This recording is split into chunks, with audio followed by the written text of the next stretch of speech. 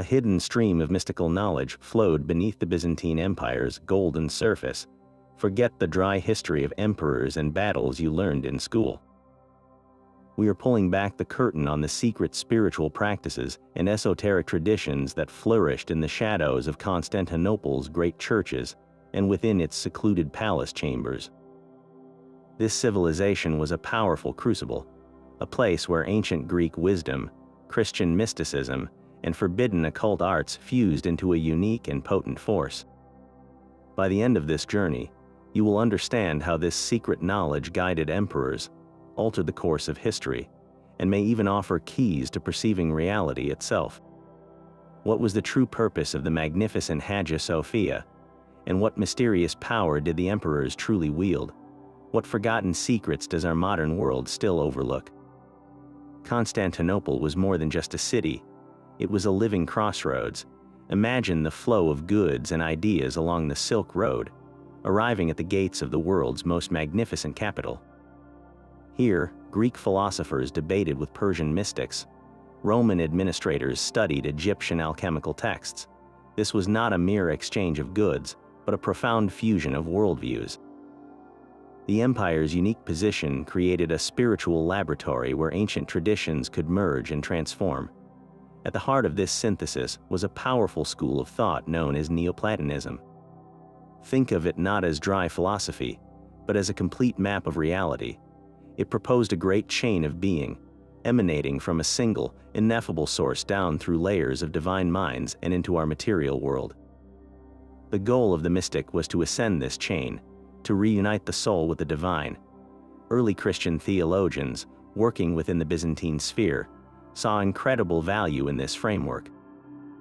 They began weaving its concepts into the fabric of Christian mysticism, creating a new and potent blend. This was not a rejection of faith, but an enrichment of it. The journey to God could now be understood as an ascent through celestial realms, a spiritual climb back to the source of all light, and who was funding this great intellectual and spiritual project. Often, it was the imperial court itself. Emperors and empresses patronized both the orthodox scholars who defended the faith and the more daring minds who explored hidden paths of knowledge. They collected vast libraries of arcane texts, from Hermetic writings on the creation of the world to Persian treatises on astrology and magic.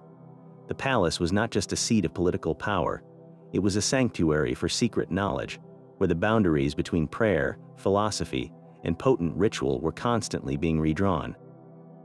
This unique convergence of imperial authority, spiritual yearning, and cross-cultural wisdom created a foundation unlike any other, setting the stage for the deeply esoteric empire that would follow.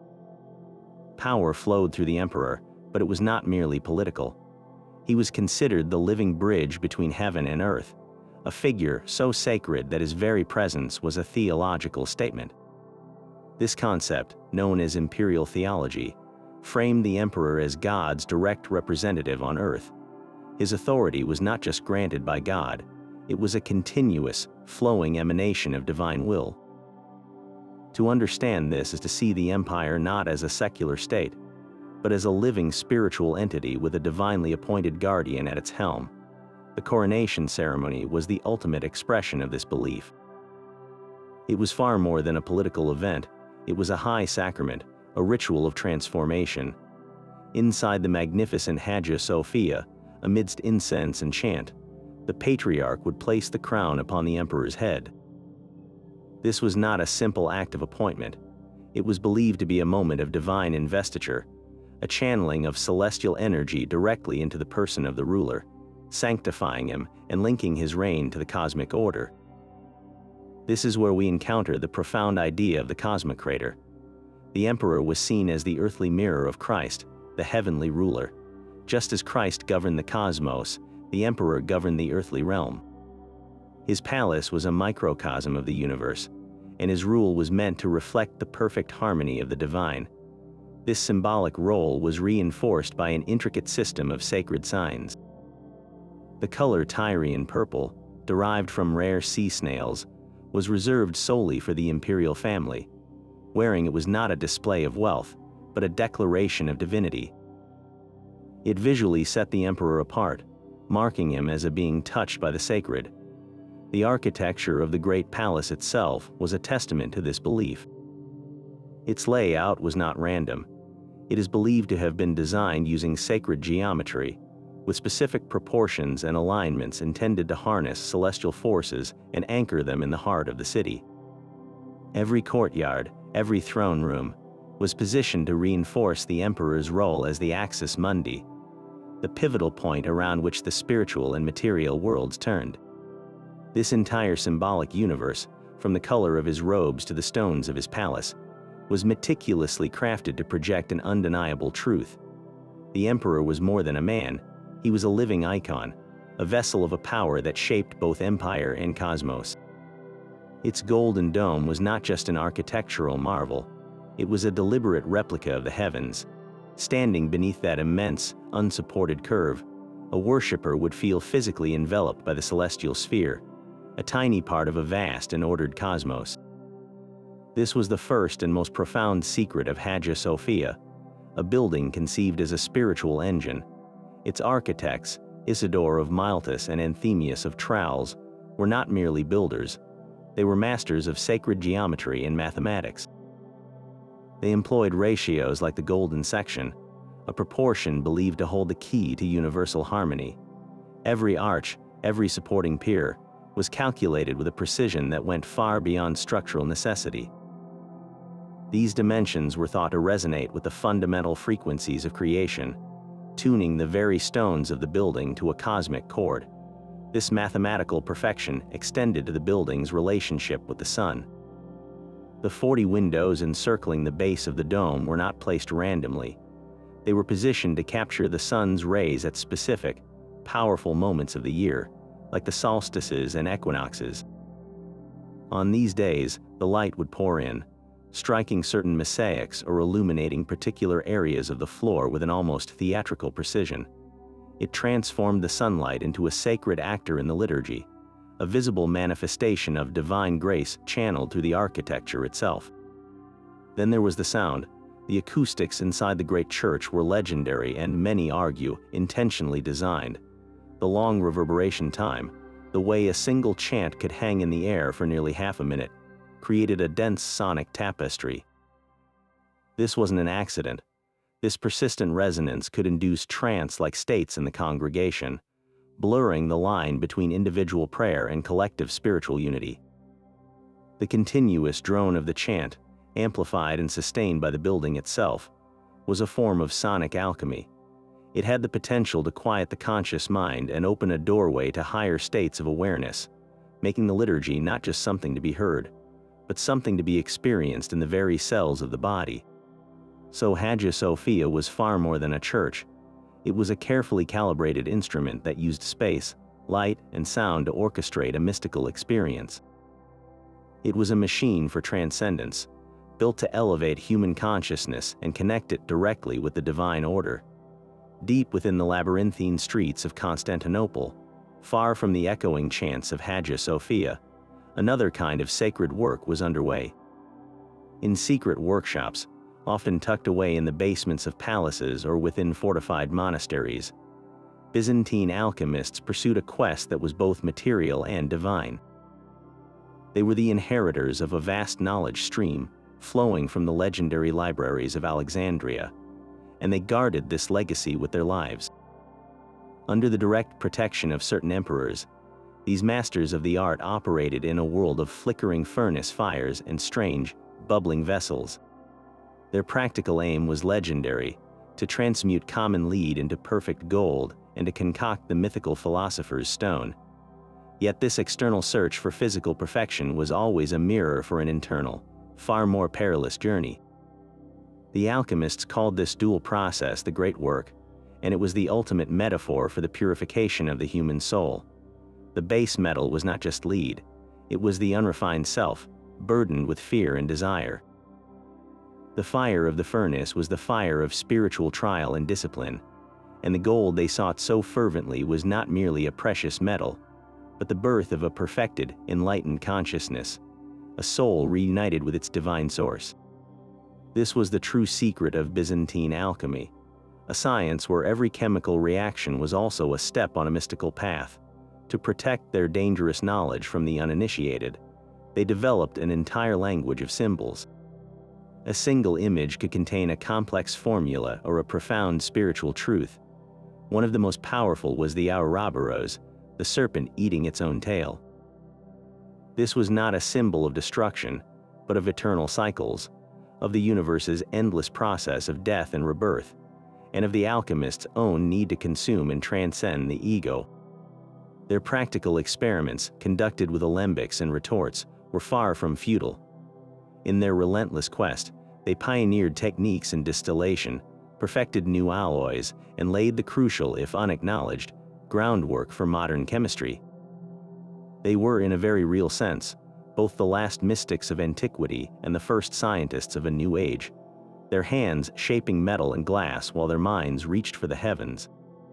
These alchemical workshops were not isolated. They drew their inspiration from a source of almost unimaginable depth. Constantinople itself was a fortress of secret wisdom, its true strength lying not in its walls but in the knowledge contained within them. The city was legendary for its vast libraries, both imperial and private. While they held the classics of Greek and Roman literature, their most guarded treasures were the countless scrolls and codices dedicated to the arcane. Whispers spoke of entire wings filled with lost works attributed to the mythical Hermes Trismegistus, containing the core principles of alchemy and astrology. There were rumored copies of the Chaldean oracles, texts of profound pagan mysticism, and fragmented wisdom from pre-Christian traditions that had been thought erased from the world. This was not a random collection. It was a deliberate preservation of the ancient world's most potent spiritual technologies.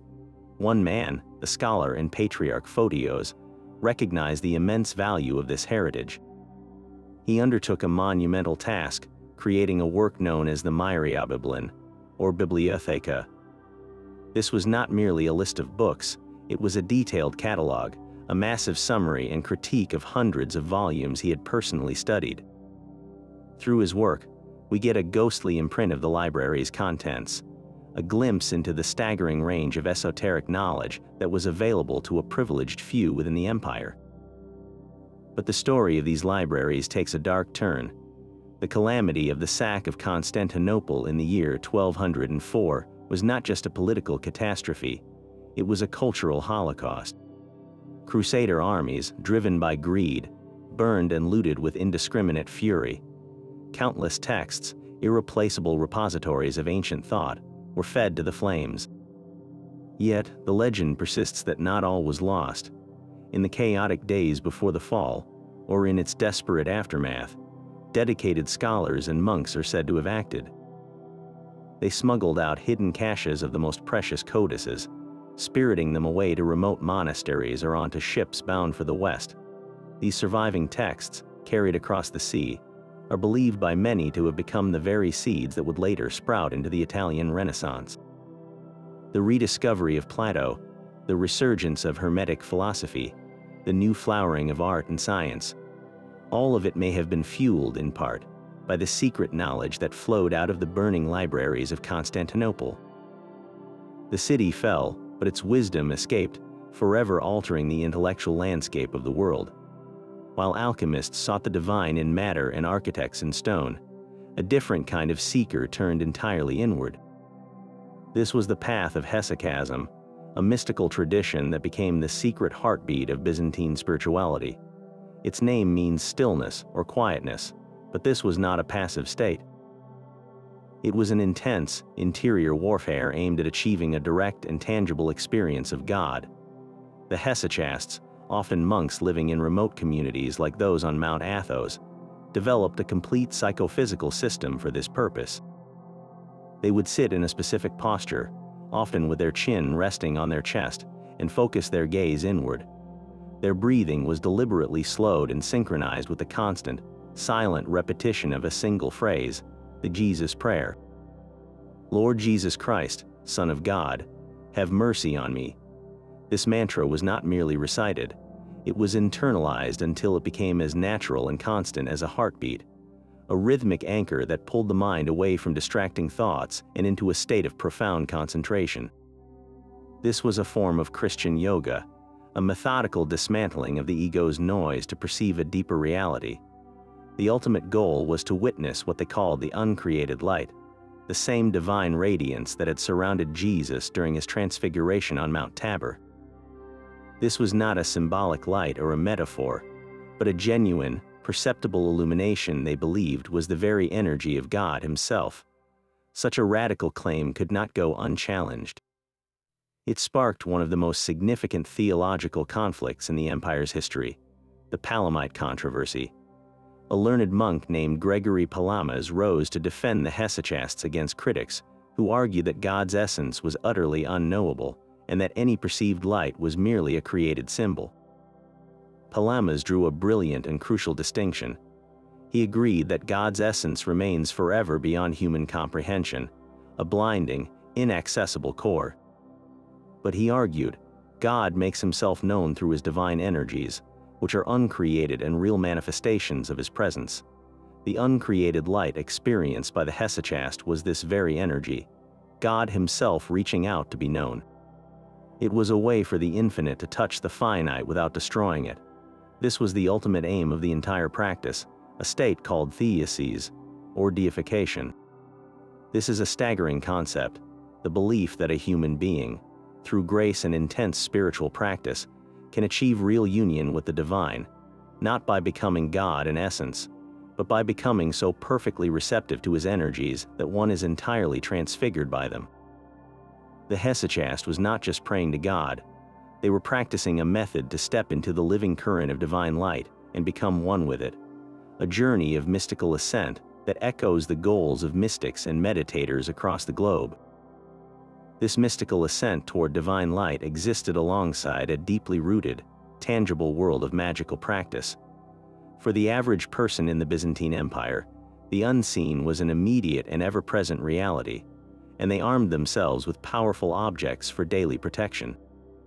Far from being a fringe superstition, the use of magical symbols, amulets, and talismans was common at every level of society, from the emperor in his sacred palace to the farmer in his field. These were not mere decorations, they were functional tools, spiritual technology designed to bend the unseen world to human will. One of the most fascinating and common motifs was the Hesychasm gem. Imagine a small stone, perhaps of jasper or hematite, carved with a strange and powerful creature, a serpent with the head of a lion, often surrounded by rays like a star. This was no random monster. The Hesychasm was a celestial being, a guardian associated with the sun and the power to ward off stomach ailments and poison. Inscribing its image onto a stone and wearing it was believed to create a protective field around the wearer, a literal shield against both physical sickness and demonic attack. The cross itself, while the central symbol of the faith, was also one of the empire's most potent and widely used talismans. People did not just revere it, they actively wielded it. Small lead crosses, often inscribed with phrases like, "Protect the bearer" or "Conquer evil," were worn around the neck or sewn into clothing. It served as a constant invocation, a direct channel for divine power to repel malicious spirits and misfortune. This was a perfect fusion, where the ultimate symbol of Christian salvation was employed with the precise, functional intent of older pagan magical traditions. The artistry of this practice is seen in the intricate seals and sigils carved into rings and pendants. These were not simple designs, but complex geometric patterns, often incorporating letters from the Greek alphabet that corresponded to specific planetary spirits or divine names. A ring might bear a unique, interlocking sigil intended to attract the favor of Venus for love, or to harness the disciplined energy of Saturn for success in business. The materials were chosen with equal care. Hematite, with its dark, metallic sheen, was linked to Mars and used for protection in battle and legal matters. Green jasper was connected to Venus and employed to heal the heart and ensure a good harvest. Each object was a carefully constructed device, a battery charged with intention through its material, its symbol, and the words of power inscribed upon it. These everyday artifacts reveal a world where the spiritual and material were intimately intertwined, where faith and magic were two sides of the same coin, spent daily for safety, health, and a chance at fortune. The emperor's advisors were not only generals and priests, but also masters of a celestial science. Astrology provided a cosmic logic for every critical decision, from the timing of a coronation to the launch of a military campaign. It was the belief that the same divine intelligence that ordered the stars also governed the fate of empires, and that by reading the heavens, one could align human actions with this universal plan. At the heart of this practice were the court astrologers, highly educated scholars who preserved and refined the work of classical masters like Claudius Ptolemy. His monumental text, the Tetrabiblos, was not a book of simple fortune-telling, but a complex system for interpreting the influences of planets and stars. Byzantine astrologers saw these celestial bodies as the direct, living expressions of divine will, each one a symbol of a different cosmic force. The radiant sun represented imperial authority and vital spirit. The moon governed the public mood and the cycles of change. Mars embodied the raw energy of conflict and war.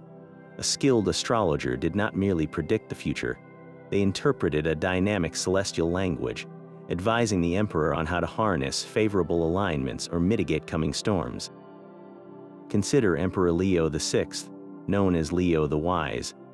He did not issue his vast collection of laws, the Basilica, on a random schedule.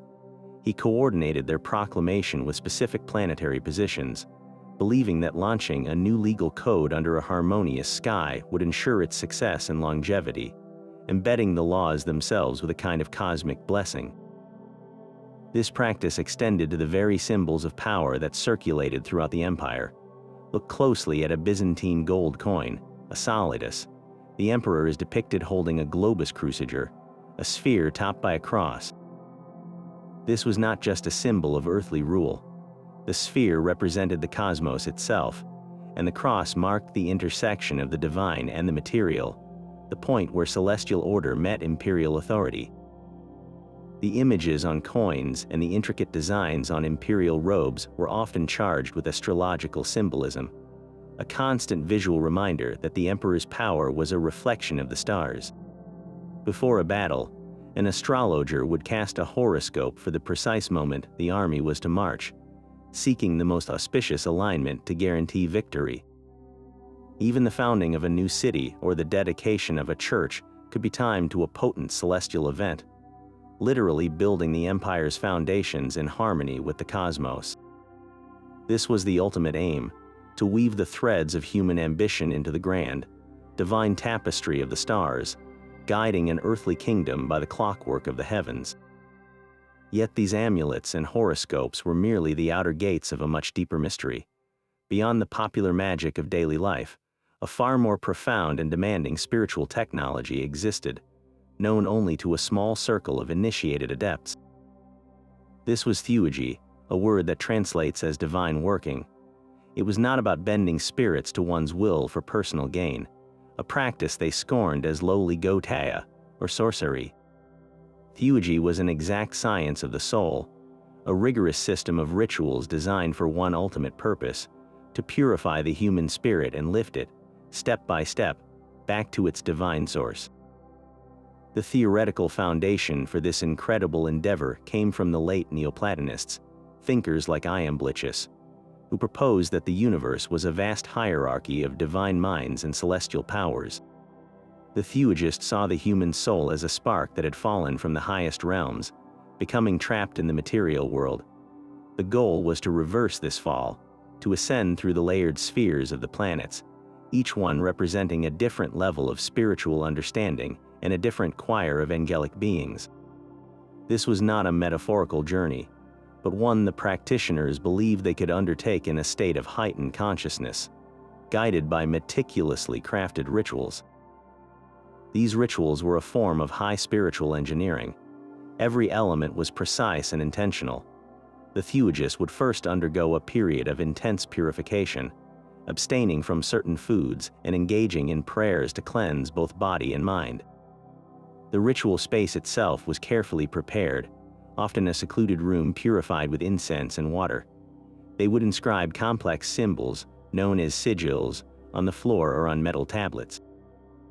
Each symbol was a key, corresponding to a specific planetary intelligence or a divine name, a resonant pattern designed to attract a particular aspect of the divine. The incantations were not random phrases, but long, rhythmic prayers in Greek, sometimes incorporating strings of vowel sounds believed to be the fundamental vibrations of the cosmic spheres. Chanting these sacred sounds was thought to tune the practitioner's own soul to the frequency of the higher realms, making it audible and acceptable to the celestial beings they sought to invoke. Material components were chosen for their sympathetic qualities, a particular stone for Saturn to impart discipline, a specific herb for the sun to bestow illumination. The entire process was a multi-sensory assault on the ordinary state of being, an orchestrated effort to tear a hole in the fabric of mundane reality and step into the luminous architecture of the divine world. When successful, the Theologists did not command the angels, they humbly invoked them, seeking their guidance to safely navigate the ascent. The ultimate prize was a direct, unmediated encounter with the divine light, a state of gnosis, or sacred knowledge, that brought both salvation and an understanding of the cosmos's deepest secrets. This Byzantine fusion of Neoplatonic cosmology and Christian angelology created a powerful path to theoses, a path that would later be rediscovered in the West, quietly influencing the rituals of Renaissance magicians and the secret symbols of mystical fraternities for centuries to come. This hidden language of symbols found its most perfect expression not on parchment, but on wood. A Byzantine icon is far more than a beautiful painting of a saint. It is a dense, coded text written in color and form, a portal constructed to bridge our world with the next. To understand an icon is to learn a secret visual grammar, one where every element is charged with meaning. The most immediate of these codes is color. The shimmering gold leaf that forms the background is not a decorative choice. It represents the uncreated light itself, the very energy of God, immersing the holy figure in a realm of timeless, divine reality. The color red holds a dual power. It can symbolize the fiery vitality of life and the royal dignity of the emperor, but it also carries the profound weight of martyrdom, a visual echo of sacrificial blood and the ultimate victory over death. Even the deep blue of a saint's robe speaks of heavenly wisdom and a soul transformed by divine knowledge. The figures in these icons communicate through a silent vocabulary of gestures. Look at the hands of Christ or the Virgin Mary. A hand raised in blessing is not a simple greeting. It is a direct bestowal of divine grace upon the viewer. Often, you will see Christ depicted holding a book, his fingers forming specific positions that spell out the letters IC and XC. This is the Christogram, a contraction of the Greek words for Jesus Christ, a constant, visible declaration of his identity and authority. The very posture of the figures is deliberate. They are rarely shown in dynamic, twisting poses. Instead, they face the viewer directly or in a three-quarter turn, their bodies often elongated and still. This is not a lack of artistic skill, but a profound theological statement. It represents a state of spiritual equilibrium, a soul that has achieved perfect stillness, or hesychia, and has been transfigured by the divine light. Perhaps the most ingenious esoteric technique is the use of reverse perspective. In a normal painting, the lines of the architecture converge at a point deep within the canvas, drawing your eye into an imaginary world. In an icon, the opposite occurs. The lines often converge outward toward you, the viewer. The space does not recede into the image, it expands outward from it. This is a spiritual masterstroke. The icon is not a window you look into. It is a window from which the divine world is actively looking out at you. It breaks the illusion of a separate reality and pulls you into its sacred space, making you a participant in the encounter. The creation of such an object was itself a sacred ritual, a mystical act as demanding as any theurgic ascent. An iconographer never merely painted, he wrote an icon. Before touching brush to wood, he would enter a period of intense preparation involving prayer and fasting. purifying his own heart to become a worthy channel for the work. The process was governed by strict manuals, yet it was understood that true execution required divine inspiration. The painter was not an artist expressing his own vision, but a humble instrument, a conduit through which a sacred prototype could be made manifest on earth. Because of this, the finished icon was never considered a mere representation. It was a vessel, a place where the grace and spiritual presence of the saint it depicted truly resided. This is why icons were, and still are, venerated, kissed, and addressed in prayer. They are points of contact, physical anchors where the veil between heaven and earth becomes thin, serving as focal points for both the grandest public liturgies and the most intimate private devotions, guiding the faithful toward their own experience of the divine. The search for the Holy Grail leads us not to a misty English castle, but back to the sun-baked streets of Constantinople. While Arthurian legend paints the Grail as a singular, elusive cup, the truth woven into its myth may be far more complex and deeply rooted in the Byzantine Empire's legendary collection of sacred relics. For centuries, the imperial treasury in the Great Palace was the world's most secure vault for objects of immense spiritual power. Pilgrims and emissaries spoke in awe of its contents: the crown of thorns, a fragment of the true cross, and the holy lance that pierced the side of Christ. These were not just artifacts, they were physical conduits of divine grace, each one a potential piece of the Grail puzzle. It is easy to see how travelers from the West, encountering this dazzling array of holy objects, would have condensed them into a single, powerful symbol, a supreme relic that contained the essence of them all. This was the secret knowledge guarded by the emperors, a tangible connection to the divine that legitimized their rule and made their city the spiritual center of the world. The stories truly ignited when knights of the Fourth Crusade, who had set out for Jerusalem, instead violently sacked Constantinople in the year 1204. These Western warriors, raised on chivalric tales, suddenly found themselves inside the mythic treasury. They saw the crown of thorns, the sacred nails, and countless other relics with their own eyes. To them, this was a treasure hoard beyond imagination, the very proof of the legends they had heard. When they returned home, they carried not the Grail itself, but detailed descriptions of these objects and the powerful mystique that surrounded them. These accounts, filtered through the lens of romance and allegory, likely provided the raw material that poets and storytellers would later weave into the Grail narratives we know today. The Grail may not have been a single cup lost in the West, but a composite legend born from the East, a memory of the sacred objects that once made the Byzantine emperor the guardian of Christianity's deepest mysteries. Yet beneath the golden canopy of the official church, a very different current of spirituality flowed in secret. While the imperial and ecclesiastical authorities presented a unified front of orthodoxy, the empire was a fertile ground for radical spiritual movements that challenged the very foundations of institutional power. These were the Gnostic and heterodox streams, groups like the Massalians and the Bogomils, who preserved a secret knowledge considered far too dangerous for the public square. Their existence reveals a Byzantine spiritual landscape crackling with dissent and mystical rebellion. The Massalians, whose name means those who pray, emerged in the 4th century. They were wandering ascetics who believed that every person was born with an indwelling demon that could only be expelled through constant, fervent prayer, not through the sacraments of the church. For them, the entire ecclesiastical hierarchy, with its priests and its rituals, was a pointless distraction.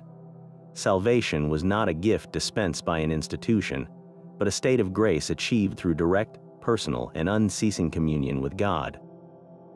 They sought a permanent state of inner stillness and prayer, a goal that eerily echoed the later Hesychasts, but without the church's blessing. Their gatherings were often held in private homes, a quiet and persistent challenge to the established order.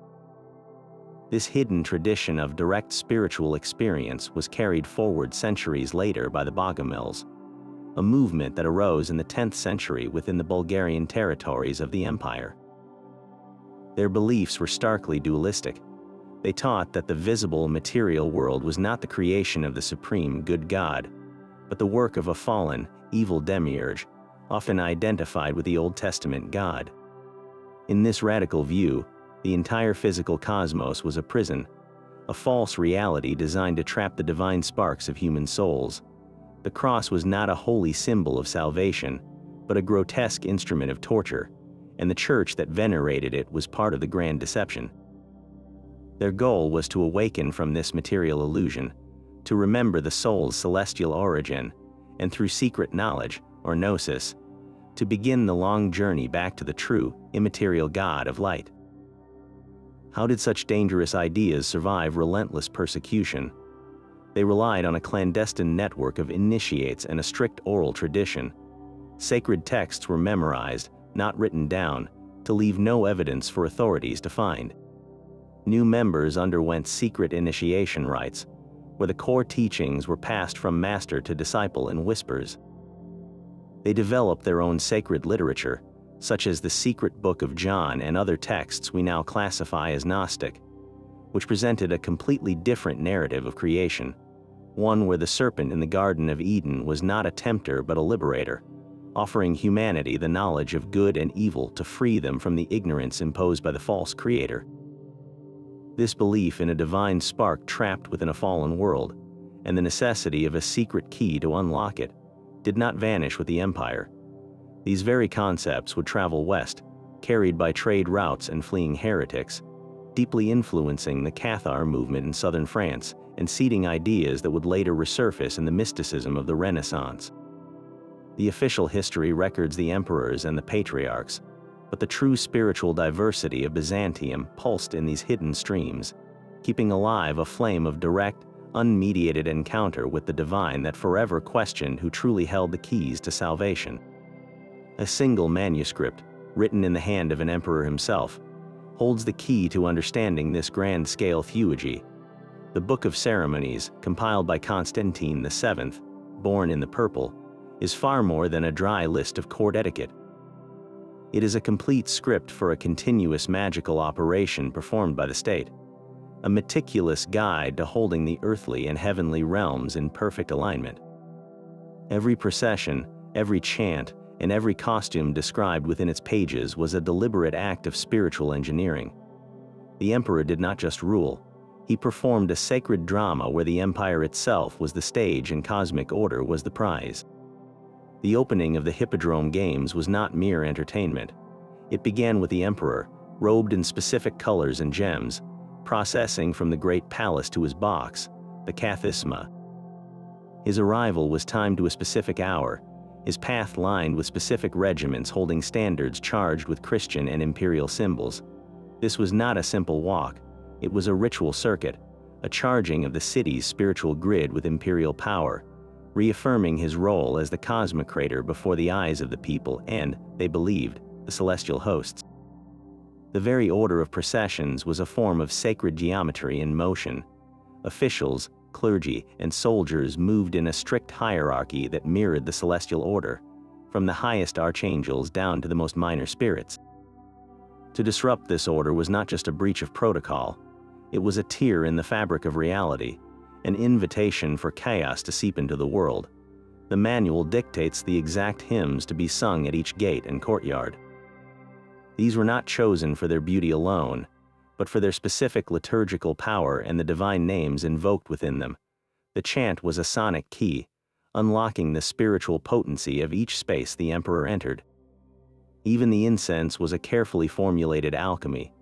The De Ceremonii specifies the types of resins and woods to be burned for different occasions: frankincense for purity and prayer, myrrh for sacrifice and mortality, costus root for protection and exorcism.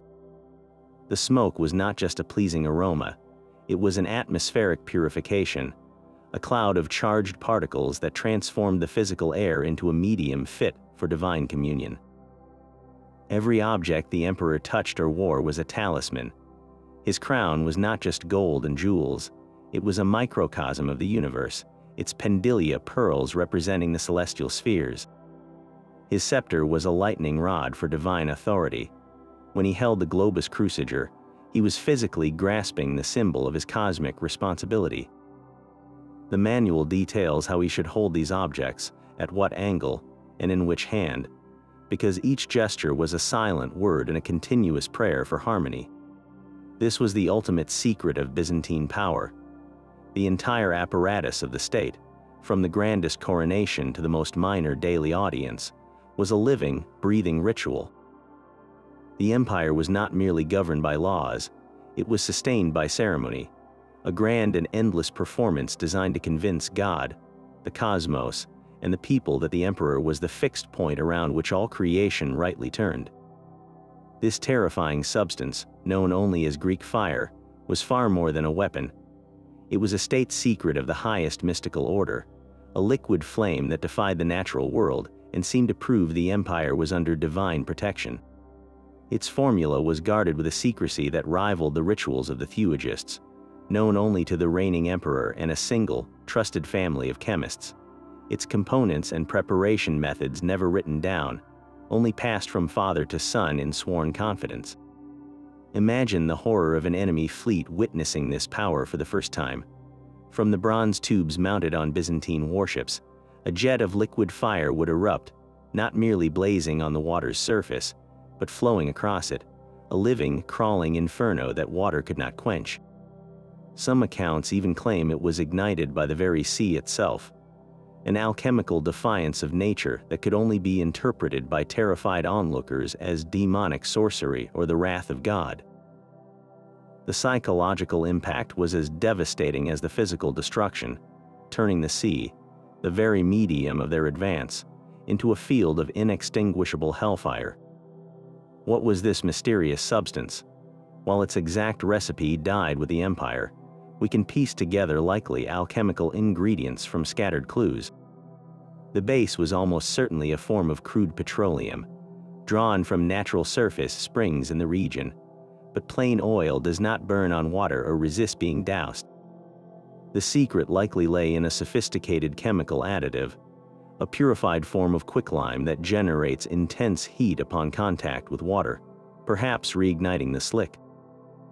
Other theories suggest the addition of saltpeter, an early form of gunpowder, or pine resin to thicken the mixture into a clinging, sticky napalm.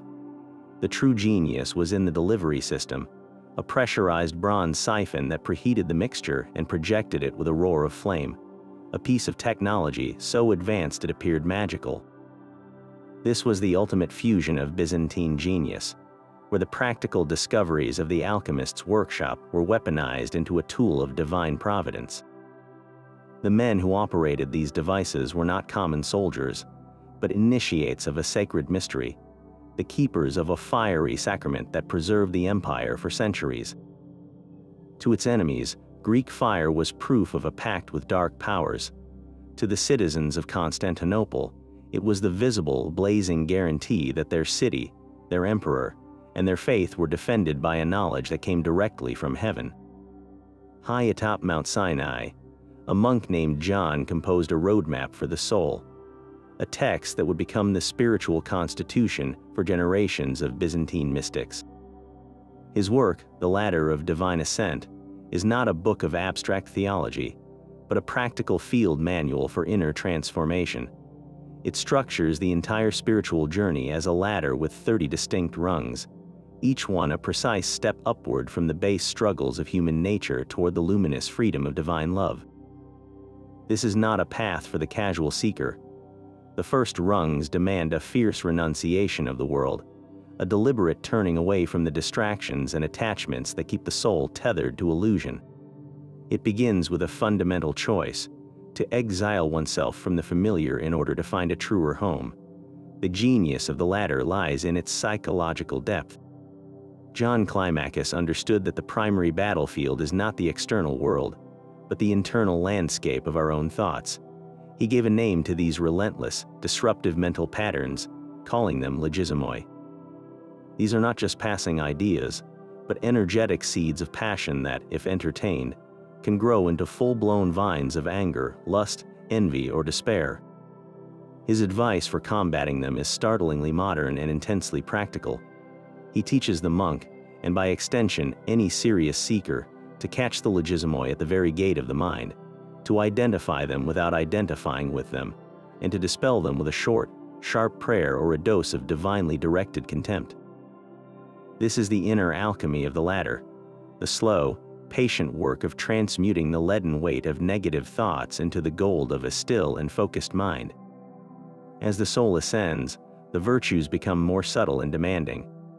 The early rungs deal with obvious vices, but the higher ones tackle the more insidious spiritual obstacles, like acedia, that deep listless despair that can poison a monk in his very cell, and the final, most dangerous vice of all, pride. The ultimate goal of this arduous climb is a state called dispassion. This does not mean becoming an emotionless stone. In the Byzantine mystical sense, dispassion is a state of profound spiritual freedom, where the soul is no longer jerked around by every passing desire or fear. It is a state of equilibrium and clarity, where one can engage with the world from a place of love and wisdom, not from compulsion or reaction. Reaching the top rungs, the seeker encounters the pinnacle virtues of faith, hope, and finally, love. But this divine love, or agape, is the final transformation. It is not an emotion the soul generates, but a divine energy that floods into a soul that has been purified and made spacious enough to receive it. In this way, the ladder of divine ascent functions as the Byzantine equivalent to other great esoteric maps, like the Kabbalistic tree of life. Both are intricate systems charting a structured ascent through different levels of consciousness and being. Both are manuals for a kind of spiritual science, where the human being is the laboratory and God is the ultimate discovery. The latter presents a complete path for mystical union, a step-by-step guide for turning a human soul into a clear vessel for the uncreated light. The Imperial court's grand ceremonies were a public performance of cosmic order, but the true work of spiritual transformation often happened in whispers behind closed doors. Within the secluded libraries of powerful aristocrats and the private chapels of high-ranking clergy, secret circles of initiates almost certainly gathered.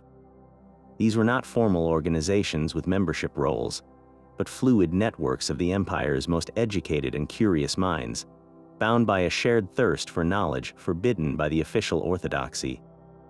A high-ranking general, a wealthy patron of the arts, a bishop with a taste for ancient philosophy.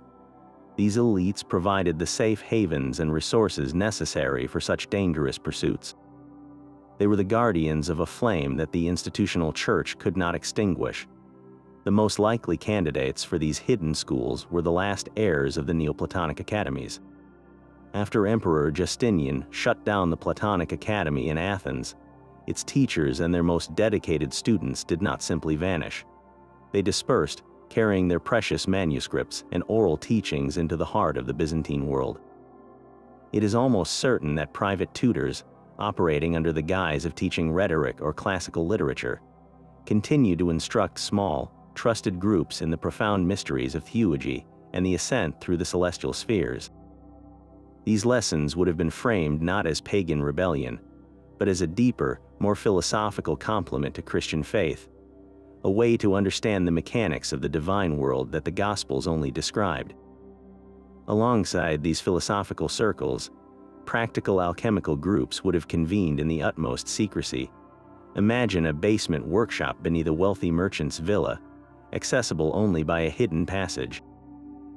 Here, masters would guide apprentices through the great work, their experiments shrouded in the symbolic language of their art to confuse any prying eyes. The shared goal was not merely to create gold, but to achieve the inner purification the process represented, a secret fellowship of souls striving for spiritual transmutation. Perhaps the most speculative yet compelling idea is the existence of early Christian Kabbalistic circles. While the Kabbalah as we know it emerged later in Jewish mysticism, the core concepts of a divine language, a tree of Sephirot, and the power of Hebrew letters were known to Byzantine scholars in contact with Jewish mystics. It is conceivable that small, daring groups within the empire began experimenting with these ideas, weaving them into their own Christian Neoplatonic framework, seeking to map the names of God onto the celestial hierarchy they already believed in. To avoid detection, these societies employed meticulous tradecraft. Communication relied on trusted messengers and coded phrases embedded in seemingly innocent letters. Meetings were held at irregular times and in rotating locations, never twice in the same place. Knowledge was transmitted primarily through memorization and direct oral instruction, leaving as little physical evidence as possible. The texts they did use were often written in personal ciphers or palimpsests, where a mundane religious text was scraped away to reveal an esoteric treatise written beneath. The knowledge shared in these circles was the empire's most dangerous currency. It ranged from complex systems of angelic invocation, where practitioners sought to communicate with the intelligences governing the planets, to the interpretation of prophetic dreams and oracles. They would have studied the hidden meanings within Scripture, viewing biblical stories not as mere history, but as allegories for the soul's journey. These hidden networks were the lifeblood of the arcane tradition, ensuring that the deepest strands of mystical knowledge survived the shifting tides of doctrinal enforcement and political purge, passing a secret inheritance down through the centuries, entirely unseen. The thirst to know what lies ahead is a human constant, and in Byzantium, the ancient art of prophecy simply put on a Christian cloak. God, they believed, could reveal the future to those who knew how to look, and one of the most trusted channels was through dreams.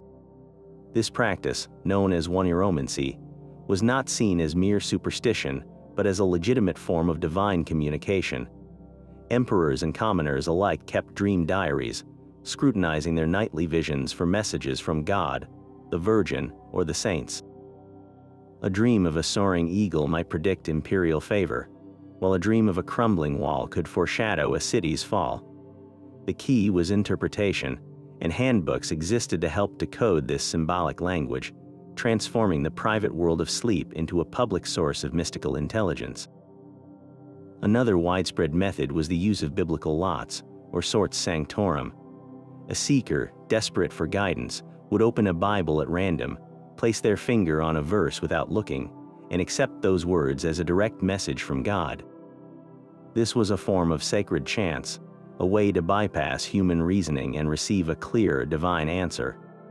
The practice was dangerously close to the pagan sorts of old, yet it persisted because it framed the unpredictable within the safe confines of Holy Scripture. For more direct prophetic insight, people turned to living oracles. Holy fools, individuals who feigned madness to conceal their profound sanctity, were often believed to speak with a blunt, God-given truth that could see into the future. Even more dramatic were the stylite saints, ascetics who lived for decades atop tall pillars. From their lofty perches, suspended between heaven and earth, they were thought to possess a uniquely clear vision of God's plan. Pilgrims would journey for miles to stand at the base of these pillars, shouting their questions upward and awaiting a cryptic pronouncement from the saint above.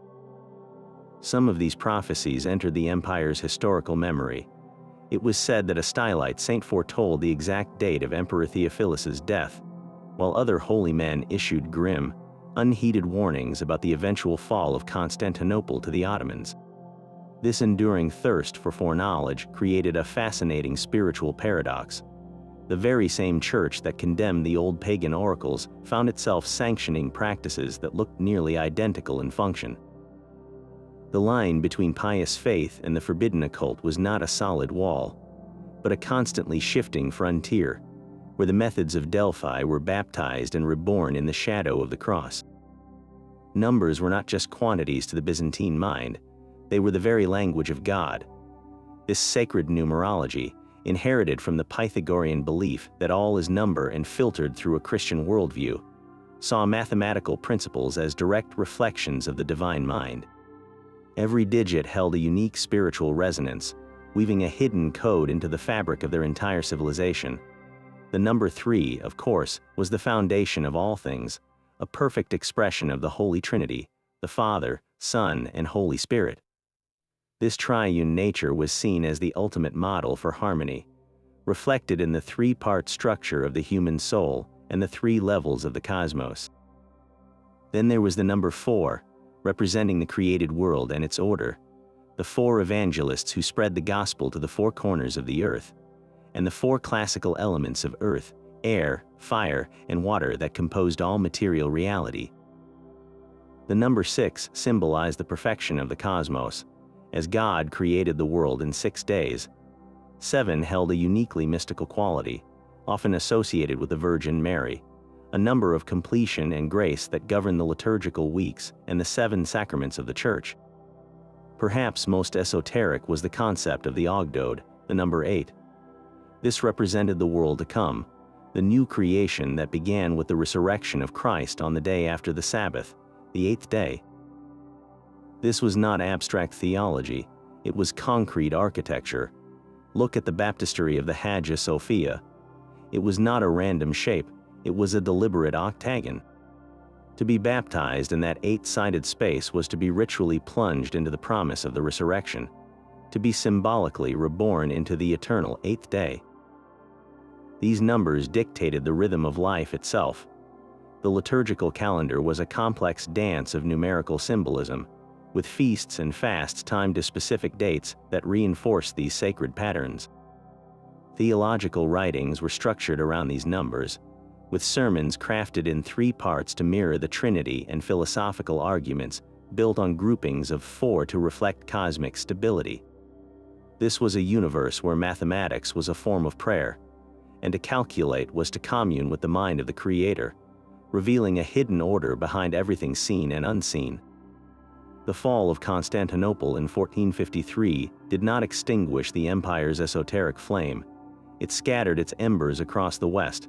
A diaspora of Greek scholars, clutching priceless manuscripts in their flight, became the unwitting couriers of a secret tradition. They carried with them the very texts that would ignite the European Renaissance, pouring the mystical fuel of Byzantium into the waiting furnace of the Italian mind. This was not merely a transfer of knowledge, but a direct transfusion of a living spiritual current. The most influential of these figures was a mysterious sage named Gemistos Platon. Arriving in Florence for a church council, he captivated the city's elite, including the powerful Cosimo de' Medici, with his electrifying lectures. Platon spoke not of a dry academic Plato, but of a living Neoplatonism pulsating with theurgic power, a complete system for ascending to the divine. His ideas were a revelation, providing a philosophical and spiritual framework that was both intellectually rigorous and mystically potent. He is even rumored to have authored a secret book, the Book of Laws, which outlined a pagan theological system based on Neoplatonic principles, a testament to the radical undercurrents he represented. Platon's impact was immediate and profound. He directly inspired Marsilio Ficino, the scholar Cosimo de' Medici tasked with translating Plato's complete works. But the project quickly expanded. Following the flight of scholars from Constantinople, a priceless manuscript of the Corpus Hermeticum, texts attributed to the legendary sage Hermes Trismegistus, found its way into Medici's hands. He immediately commanded Ficino to set Plato aside and translate these first. This decision was momentous. The Hermetica, preserved for centuries in Byzantine libraries, presented a vision of the universe as a web of divine sympathies, where humans could learn to manipulate cosmic forces through knowledge and ritual. Its arrival in the West was like a thunderclap, providing the core philosophy for the entire Renaissance magical tradition. Ficino, deeply influenced by this Byzantine inheritance, began practicing his own form of astral magic, using talismans and songs to draw down the beneficent influences of the planets, a direct application of the very theurgic principles Platon had espoused. This fusion of Neoplatonic philosophy and Hermetic magic, both gifts from the fallen empire, became the bedrock of Western esotericism. The alchemical practices honed in Constantinople's secret workshops provided the practical methods. The complex angelology and mystical theology of figures like Pseudo-Dionysius the Areopagite, a cornerstone of Byzantine thought, offered a Christianized map of the celestial hierarchies that magicians sought to navigate. These streams of knowledge converged, flowed through the Renaissance, and fed directly into the secret societies of the early modern period. The Rosicrucian manifestos, with their talk of spiritual transformation and an invisible college of enlightened initiates, echo the goals of Byzantine mysticism. The elaborate rituals of later ceremonial magic, found in groups like the Golden Dawn, are unthinkable without the foundational work of Ficino and his successors, who were, in turn, deciphering a wisdom delivered to their doorstep by the last guardians of Constantinople. In this way, the Byzantine Empire became the hidden godparent of the modern occult revival, its secret knowledge surviving the collapse of its political power to shape the Western search for transcendence for centuries to come. Procopius held his quill like a dagger, and with it, he stabbed at the very heart of the imperial court.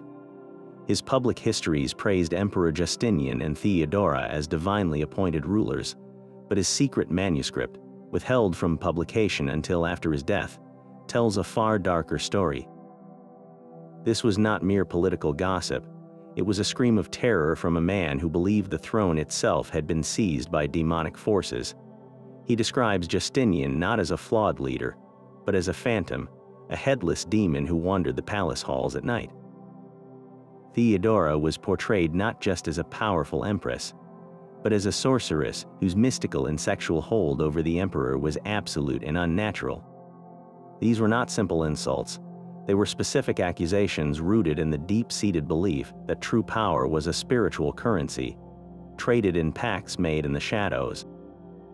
Procopius gives us a raw, unfiltered view into a world where every political setback, every unpopular law, and every strange occurrence at court was scrutinized for evidence of an invisible war. A plague, a riot, a military defeat. These were not just tragedies. They were the tangible results of a spiritual corruption that had festered at the highest level. The secret history of the empire, as Procopius saw it, was written not in ink, but in the shifting alliances between human ambition and otherworldly powers. He alleges that court officials dabbled in forbidden magic to gain favor, and that the empress herself engaged in rituals to secure her position. This paints a picture of a capital city gripped by an esoteric paranoia, where the line between a political rival and a demonic adversary was perilously thin. To read his account is to understand that for the Byzantines, politics and the occult were two languages describing the same brutal contest for control. The real battleground was not the Senate floor, but the human soul, and Procopius believed the demons were winning. His work stands as a chilling testament to the conviction that the most important history is the one whispered in fear. The history of the hidden hands that everyone believes are pulling the strings of our world.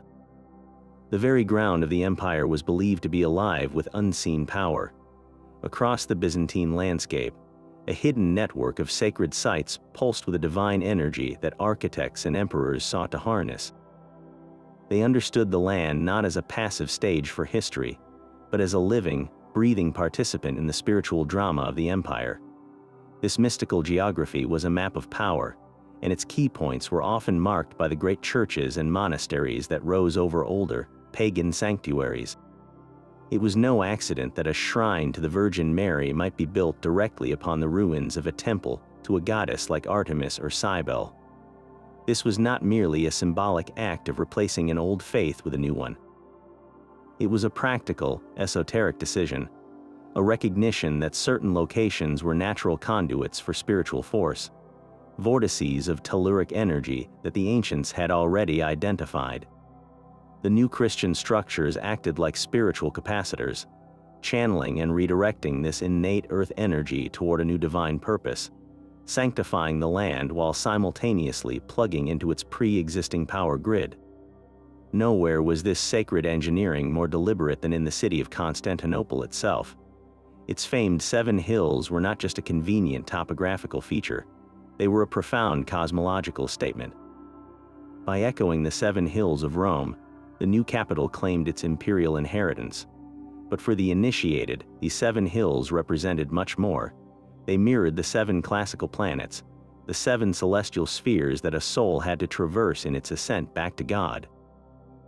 The city was a microcosm of the solar system, with the great palace and the Hagia Sophia at its center, acting as the sun around which all else revolved.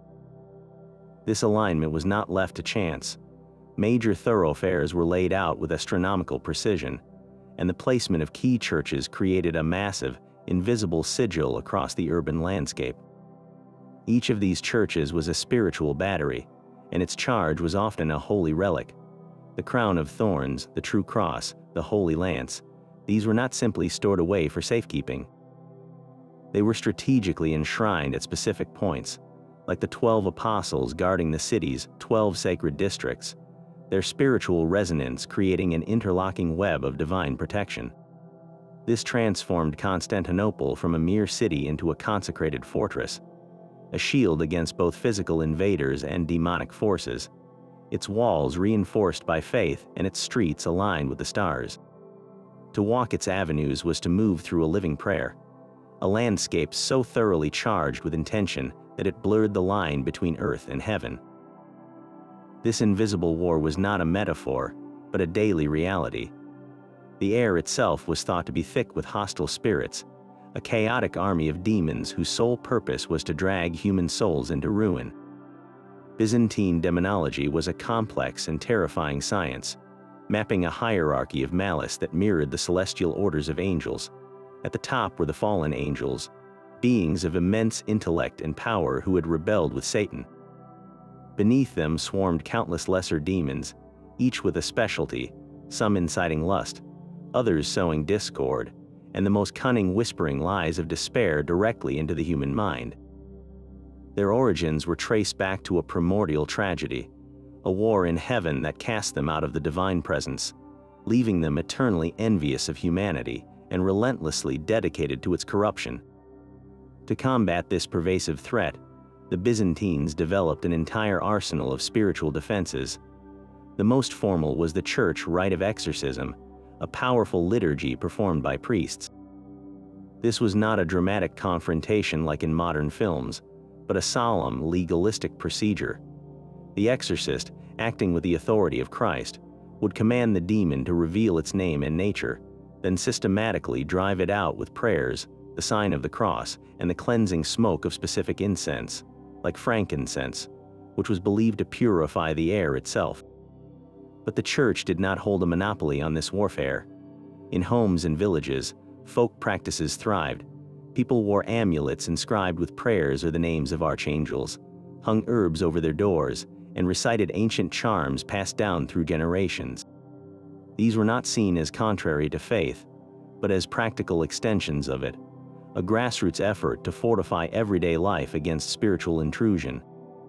The most respected front-line warriors in this conflict were the holy men, the ascetics and monks who voluntarily faced the demons in the deserts and on their pillars. These demon fighters were considered spiritual athletes, their intense prayer and self-denial forging them into living weapons of divine light. Their very presence was believed to create a protective zone, a bubble of sanctity that repelled the invisible enemy. This constant state of alertness shaped the Byzantine world at every level. Churches were not just places of worship, they were spiritual fortresses. Their architecture, with thick walls and small windows, was designed to be defensible, but the real fortifications were invisible. The icons covering the walls were not mere art. They were a garrison of saints, their painted eyes watching for demonic incursions. The liturgy was a continuous reinforcement of these defenses, the chants and incense creating a sanctified space safe from the chaos outside. This profound awareness of an ongoing, invisible war was woven into the fabric of their identity, a fundamental part of the Byzantine psyche that explained misfortune, guided morality, and demanded eternal vigilance in a world where every shadow could hold a hungry spirit. The true depth of Byzantine esoteric knowledge remains a haunting mystery, its full scope forever beyond our grasp. We know this hidden world existed primarily through its echoes, the tantalizing references to lost texts and forbidden traditions that pepper the surviving manuscripts. Among the most legendary of these ghost books were the Arcana Imperii, the secrets of the empire. These were not dry political manuals, but living documents passed from one emperor to his chosen successor. They purportedly contain the core spiritual technologies of imperial power, the precise rituals for maintaining the cosmic connection between the throne and heaven, and the methods for wielding sacred objects like the true cross as active talismans of state. Their loss means we have only a shadowy outline of the emperor's true role as high priest and magus. Equally devastating is the disappearance of the great alchemical libraries.